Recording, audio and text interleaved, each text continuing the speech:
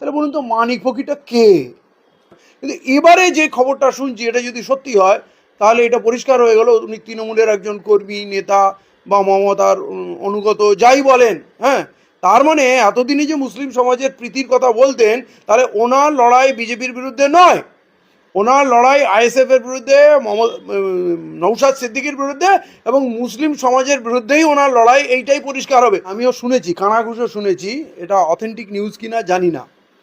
তবে মানিক ফকির ধর্নামঞ্চ উপলক্ষে যেইভাবে ধর্নামঞ্চকে আক্রমণ করেছে এবং নৌশাদ সিদ্দিকীকে আক্রমণ করেছে, বিজেপির দালাল বলেছে, প্রকৃতপক্ষে পুরো মঞ্চটাকেই মুসলিম লীগ বানিয়ে দিল। আমরা নাকি গ্রেট কলকাতা ক্লিং 1946 রিপিট করতে যাচ্ছি।